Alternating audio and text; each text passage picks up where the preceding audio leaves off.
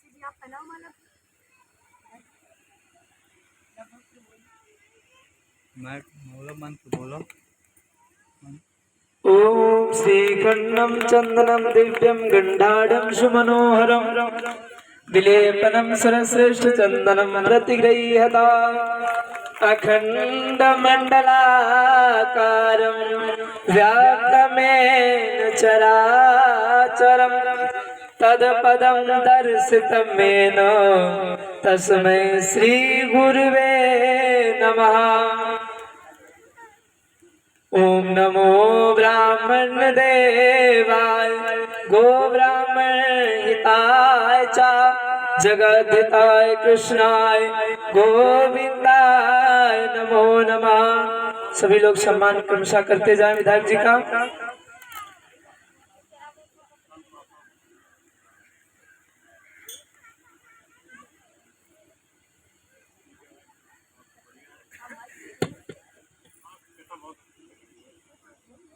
आप माइक से कुछ उद्बोधन करें, हमें भी अच्छा लगता है आपको सुनने में। ये भगवान की कृपा है कि हमें सुनने में आपको अच्छा लगता है, पर आप बोलते तो हमें भी सुनने में अच्छा लगता है। तो आप सभी शांति पूर्वक विनायक जी को सुने। हमारे सराय राघव में आयोजित श्रीमद् भागवत कथा में मंच पर पधारी परम विदुषी परम श्रद्धेया हमारी आदरणीय देवी जी के चरणों में प्रणाम करता हूँ। उनके पिताजी बैठे हैं हमारे सुखदेव पंडित जी को भी प्रणाम करता हूँ। हमारे बीच में बहुत सारे संत कंद उपस्थित हैं, उनको भी प्रणाम करता हूँ। क्षेत्र के सभी गणमान्य अतिथिगण, मातृशक्ति हमारे कथा के यजमान जी और सभी गणमान्य अतिथिगण, मातृशक्ति, प्यारे बच्चों, आप सबका बहुत बहुत अभिनंदन है। इस कथा प्रांगण में हम सभी लोग भगवान की कथा कह रहे हैं और हमारी देवी जी परम विदुषी हैं। पूरे देश में उनकी कथा होती है और बहुत अच्छी कथा कहती भी है, जो कथा वास्तव में हम सबके हृदय में उतरती चली जाती है, हम सबको मन को पवित्र करती है, हमारे सबके हृदय को पवित्र करती है। और ऐसे में कथा भगवान का सीधा चरित्र का वर्णन होता है। हम सब लोग अपने आप पहुँचते हैं जब कथा में, तो ये ईश्वर की कृपा ही होती है जब हम कथा में पहुँच पाते हैं। कथा में पहुँचना ही बहुत बड़ी बात होती है। बड़े जब पुण्य होते हैं तब हम सब लोग कथा में पहुँचते हैं, और कथा में पहुँचने का पुण्य भी उससे ज्यादा हो जाता है। इसलिए कथा में आना चाहिए। कथा में आने से हमारे मन पवित्र होते हैं, हमारे हृदय पवित्र होते हैं, और हमारे जो मन में कलुष है, जो हमारी छोटी छोटी दुर्भावनाएं हैं, वो खत्म हो जाती है। ईर्ष्या, द्वेष, ये सब चीजें कथा में जाने से मिट जाते हैं। जब हम लोग भगवान के चरित्रों को श्रवण करते हैं, फिर उसका मनन करते हैं, अध्ययन करते हैं, और उसके बाद उनको अपने जीवन में भी उतारते हैं। तो कथा में केवल यही नहीं कथा सुन के यही छोड़ के चले गए। कथा सुन के जाइए तो उसको अपने जीवन में उतारिए, वैसा चरित्र बनाइए, अपने बच्चों को वैसा बनाइए। क्योंकि हम सब लोग तो जो बनना था वो बन गए, लेकिन हमारे बच्चे आगे बने, हमारी बहू बेटियां आगे बने। हम सब लोग बाद में शिकायतें करते हैं कि हमारे बच्चे खराब हो गए, हमारी बात नहीं मान रहे, हमारी बहू हमारी बात नहीं मान रही। तो हम सब लोगों ने भगवान से उनको जोड़ा ही नहीं। अगर हम लोग धर्म से जोड़ देंगे, अध्यात्म से जोड़ देंगे, तो अपने आप उन पर एक ईश्वरीय बंधन लग जाता है और वो उसके अनुसार काम करने के लिए प्रवृत्त हो जाते हैं। उन्हें लगता है कि ईश्वर तो कहीं कहीं देख रहा है, और लोग जब ईश्वर को मानने लगते हैं, ईश्वर को साक्षात उनके अंदर हो जाता है, तो उन्हें लगता है कि हाँ, हम कोई गलत काम करेंगे तो ईश्वर मुझे देख रहा है। और जिस आदमी को अंदर ये ज्ञान आ गया कि ईश्वर सर्वत्र है, ईश्वर हमें देख रहा है, तो वो फिर गलत काम नहीं करता।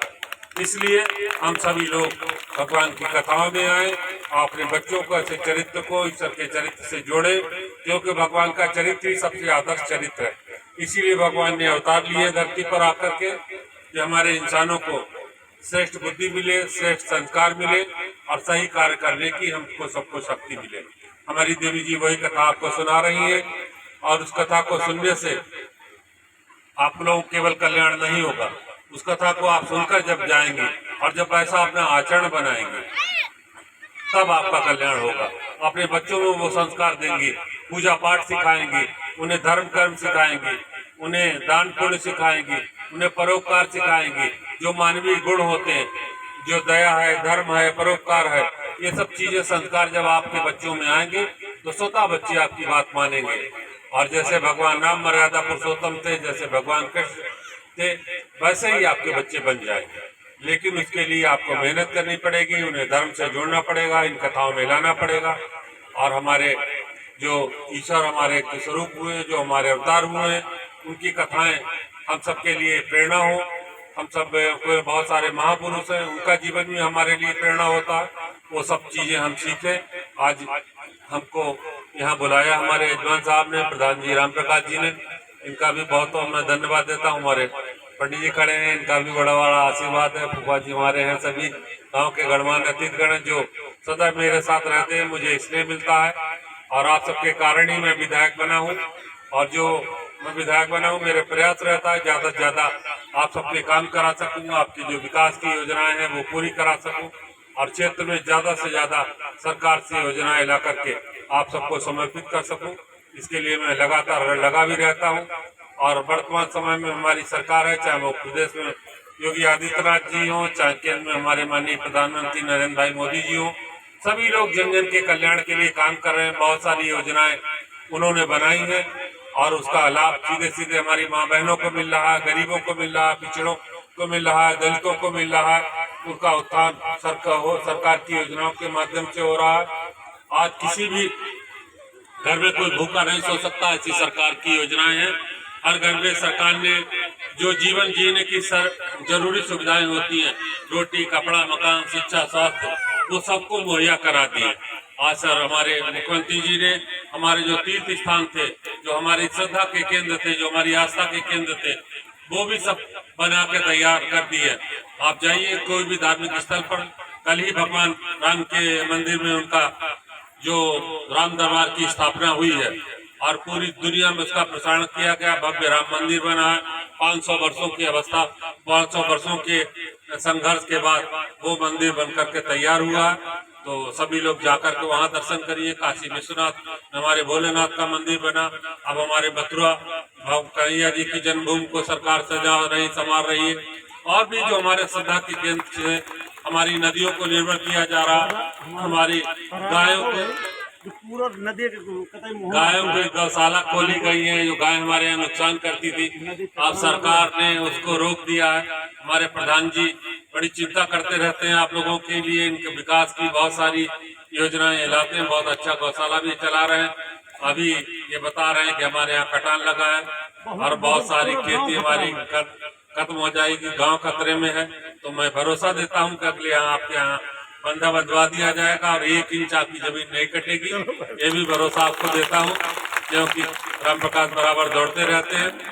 और सरकार भी माननीय मुख्यमंत्री जी की तरफ से भी ये रहता है कि कोई भी गांव का कटान न हो। क्योंकि व्यक्ति को जीवन में एक बार भी मकान बनाना मुश्किल होता है और नदियों के किनारे के जो गाँव होते हैं उनके बार बार मकान कट जाते हैं। बाढ़ आने से कटान जो होता, तो लगभग मेरा प्रयास है जितने सारे गांव हैं क्षेत्र के, सब में बंदे बने। कुछ गांव जो छूटे रह गए हैं, क्योंकि यहाँ भी दूर नदी थी, अब गांव के नजदीक आ रही है। तो यहाँ भी अगले वर्ष मैं बंदा बनवा दूंगा और आप लोगों की जो कटान और जमीनें जा रही हैं वो सारी रुक जाएंगी।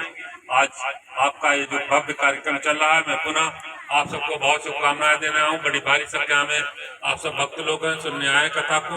हमारी देवी जी जो साक्षात भगवान की उनके ऊपर कृपा है, बहुत अच्छी कथा कहती है। बड़े छोटे मन से ही उनके अंदर ईश्वर की भक्ति आ गई थी और ये उनके माँ बाप का आशीर्वाद प्रभाव तो है, उनके माँ बाप का पूर्ण प्रताप तो है, लेकिन उनकी भी कुछ जन्मों की तपस्या है जो स्वतः उनको ईश्वरीय ज्ञान इस तरीके का होता चला जा रहा है। इतनी छोटी अवस्था में ही वो बहुत छोटी थी तब से कथा कह रही है और मैं बार बार जहाँ भी होती कथा उनकी कथा सुनने जाता हूँ और बहुत अच्छी कथा, ईश्वरीय भक्ति और ज्ञान उनके अंदर जो जागा है, ये उनके पिछले जन्मों का तप है, तपस्या है। कई एक जन्म नहीं, बहुत सारे जन्मों में उन्होंने जो ईश्वर की भक्ति की होगी, जो तप किया होगा, आज वो उनके रूप में जागृत हुआ। उनके माँ बाप का भी तपपूर्ण प्रताप है, वो बेटी के रूप में जागृत हुआ, जो सबके दिलों में भगवान की आस्था और प्रेम जगाने के लिए यहाँ आई है। मैं पुनः उनके चरणों में प्रणाम करते हुए और उनके सभी सहयोगी कलाकारों का अभिनंदन वंदन करते हुए अपनी बात समाप्त करता हूँ। बहुत बहुत धन्यवाद। जय हिंद, जय भारत।